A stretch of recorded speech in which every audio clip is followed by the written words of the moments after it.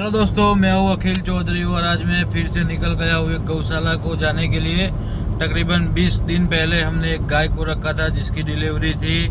आज वो दो दिन से उसको बहुत ही तेज बुखार आ रहा है, खाना भी नहीं खा रही, पानी भी नहीं पी रही और उसकी बच्ची अभी छोटी है तो उसको दूध भी नहीं पिला रही दोस्तों। तो हम डॉक्टर को लेके उसकी दवाई करवाने जा रहे हैं। अभी रास्ते में ही हूँ, मैं पहुँचने वाला हूँ थोड़ी देर में डॉक्टर को लेके।